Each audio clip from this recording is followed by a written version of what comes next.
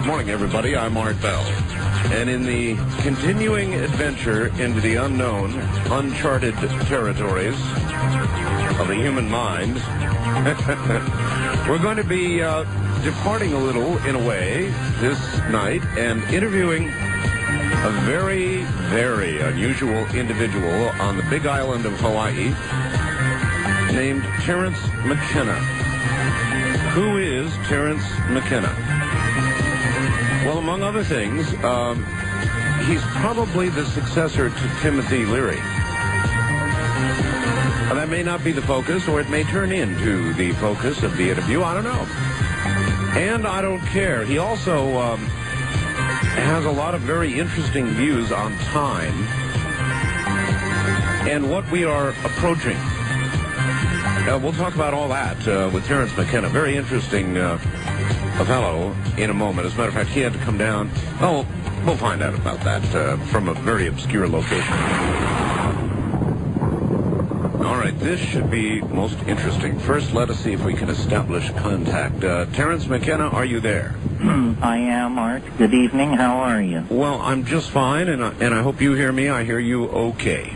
Yes, I hear you fine. All right, you're on the big island of Hawaii, is that right? That's right. Now, when I called you the other day, you were way up in an area where your only contact with the outside world was by cellular telephone. Where do you actually live? On a mountain somewhere? I live up on the slopes of the world's largest volcano, which is Mauna Loa. And when you called me the other day, we mutually agreed my cell phone is not ready for prime time. So I came off the mountain. I do have up there a 128K connect to the internet that's wireless, 40 miles through the air. Oh. But my phones are not so good, so I came down off the mountain to talk to you this evening. Well, if it were not for the delay, I would say an internet phone. We could have done the interview by internet phone, but you have that little delay there that makes it hard, so I think we've done the right thing. Anyway, so you're off your mountain perch. By the way, Terence, what's it like living on the side of an active volcano? Well, it's very exciting, actually. I don't know if you've ever been out to the Big Island, but no, I have not. People think of Hawaii as swaying palms and endless beaches. What we have out here are lava fields and 14,000-foot mountains on this island, two of them. One, the world's largest volcano, the world's largest mountain in terms of volume, and the other one just 100 or so feet shorter. So we've got quite a dramatic landscape out here. Is there any possibility that that volcano will actually blow? Well, it's been in continuous eruption for the past 13 years, but over on the other side, about 70 miles away on the what's called the Hilo, or the wet side. So we sort of feel pretty safe out here. There is some talk. They had a meeting of the International Geophysical Congress a couple of years out here. There is large-scale destabilization that goes on periodically in these islands, big undersea landslides that produce local tsunamis. But in an effort to escape human-created catastrophe and confusion, I'm betting that I can eke out 50 years on this island and slide through in good shape. Well, it's probably a pretty good bet, actually, in the long scheme of things. I think so. I think Hawaii, if the world flies to pieces, it'll be a very good place to be, and if the world doesn't fly to pieces, it's a pretty good place to be. And if the volcano should totally blow up, it's a painless death. That's right. And a dramatic one. Yeah, and a dramatic one as well, that's right. All right. You have a theory about time. Time, actually, Terence, is one of my favorite all-time topics. Before we launch into what you think about time, tell me what you think time is. In other words, is time our invention, or is time a real thing that I realize we're measuring it, but in the cosmic scheme of things, is there really time? Yeah, I mean, you give me a perfect entree to launch into this thing.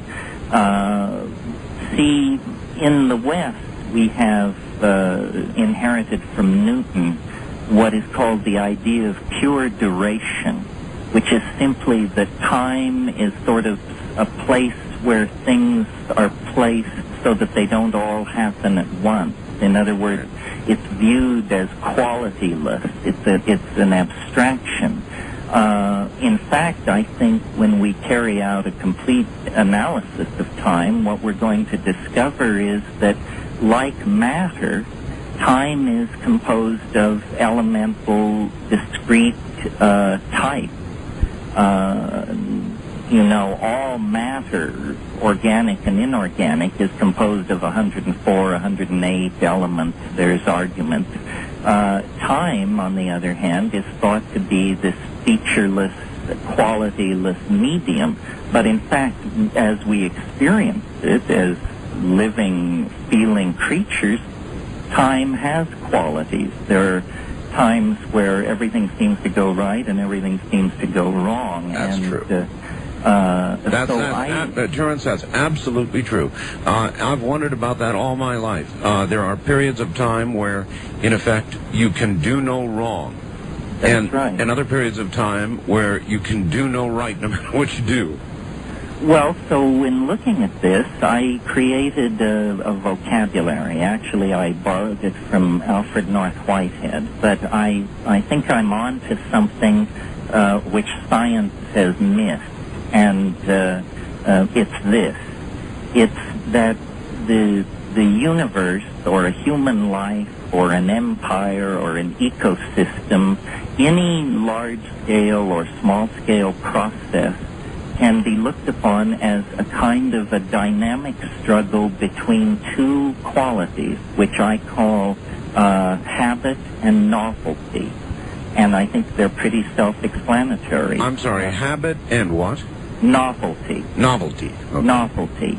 And habit is simply repetition of established pattern, conservation, folding back what has already been achieved into a system, and novelty is the chance-taking, the exploratory, the new, the never-before-seen. And these two qualities, habit and novelty, are locked in all situations in a kind of struggle. But the good news is that if you look at large scales of time, novelty is winning. And this is the point that I have been so concerned to make that I think science has overlooked.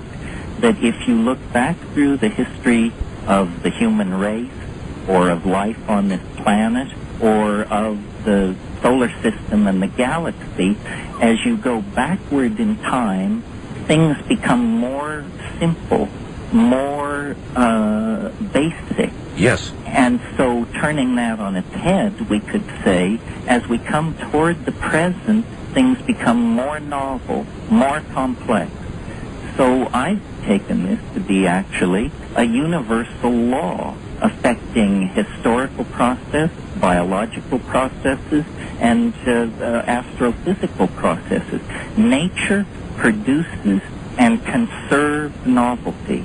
And what I mean by that is, as the universe cooled, the original cloud of electron plasma, eventually atomic systems formed. As it further cooled, molecular systems, then long-chain polymers, then non-nucleated primitive DNA-containing life, later complex life, multicellular life.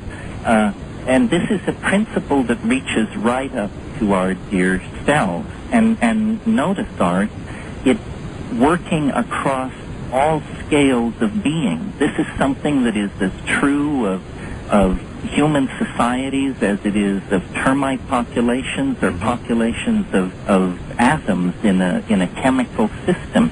Nature conserves, prefers novelty. And the interesting thing about an idea like this is it stands the existentialism of modern philosophy on its head. You know, what modern atheistic existentialism says is we're a cosmic accident and